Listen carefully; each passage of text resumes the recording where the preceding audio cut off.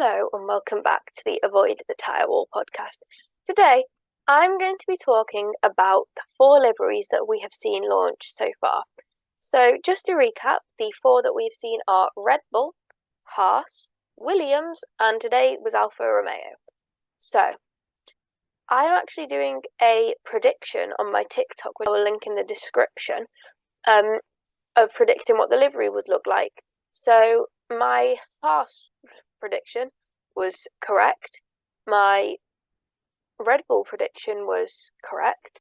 And then Williams, I think I said something about it being blue, so that was correct. And I don't think I got the Alfa Romeo one right at all. But let's start with Haas. They were the first to launch. So I think that it's a really, really nice livery, and someone did say that it looked like the ART GP team, but in F1. But I think that overall it's a really nice livery, and I can't wait to see it on track. Then next was Red Bull. I was a little bit disappointed by this, to be honest, because I was hoping that they'd do something more unique to celebrate Max's second title, but it's been the same livery for like a decade, so what were we really expecting would be different. Red Bull launch, by the way, that was so cool in New York. See, I couldn't actually watch the stream of it. I've been told that they just kept going on and on, but I think the fact it was in New York was cool, and then the partnership with Ford, very exciting, and people have said it'll be like Ford versus Ferrari all over again, which, if you've not watched it, it's also known as Le Mans 66, but it's such a great film and you should watch it. Then Williams. Again, I was disappointed. Like, I thought, well, I hoped that they would do something to honour, I don't know, the early days of livery. Not the early days, but like Nigel Mansell, Damon Hill, Jacques Villeneuve days. And I hope that they do something similar to that. But it was, again, the same as last year's was, to be honest, pretty much.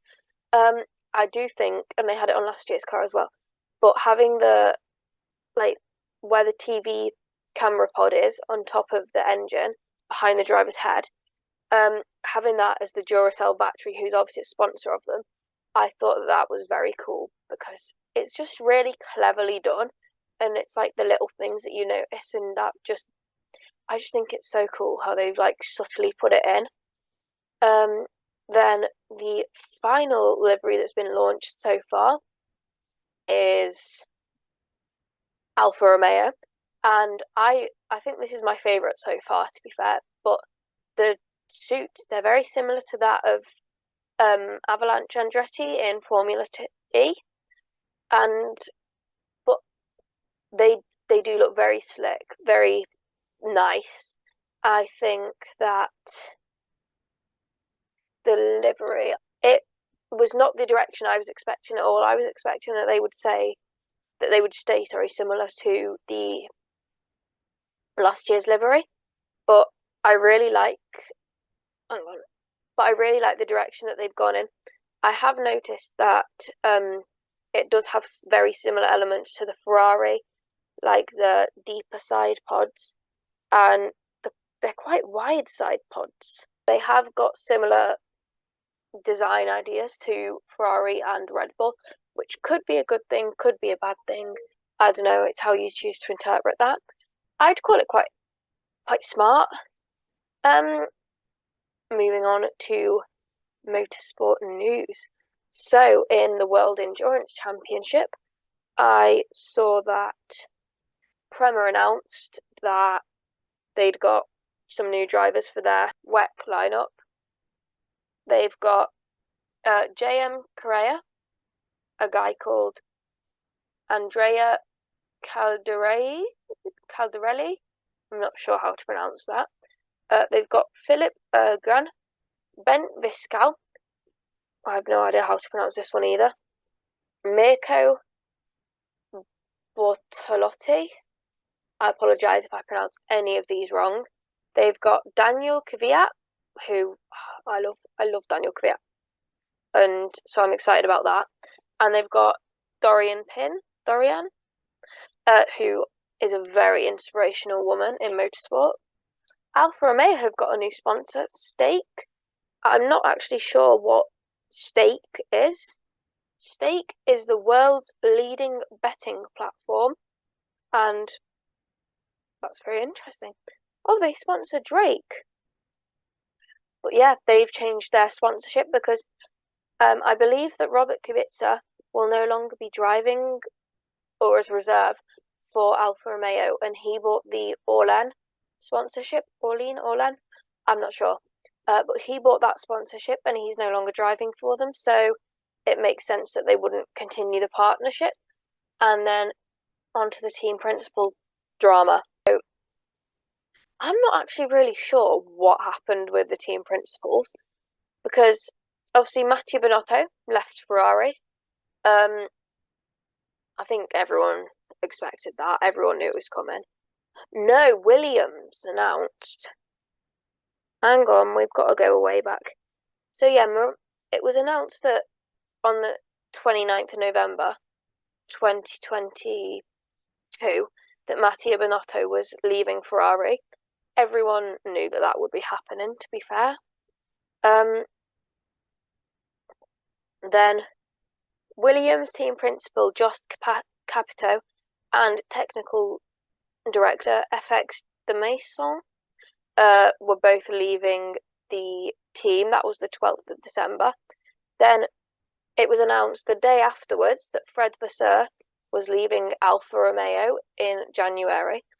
And then, the same day, it was announced that Fred Vasseur was the new Ferrari team principal. And then Andreas Seidel, he left McLaren and was announced as the CEO of Sauber Group. Then Andrea Stella was announced. Then James Vowles went from Mercedes to Williams to become the team principal, which is quite an interesting move. Then Alessandro Aluni was named as the representative of Alfa Romeo. That was the 6th of January. Alessandro Aluni Bravi was named as the representative for Alfa Romeo. Then I think that's the end of it, but it was bonkers. Like, I think Sebastian Vettel caused it all. And I'm a massive fan of Sebastian Vettel. But he shouldn't have started retiring, and then this whole mess would not have been created.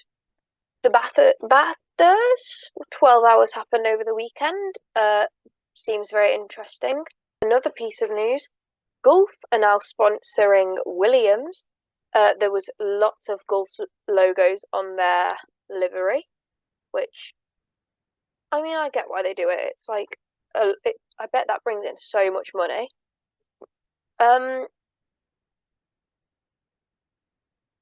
The Diriyah Ypres, it was a pretty good race. I only watched race 1. I couldn't watch race 2.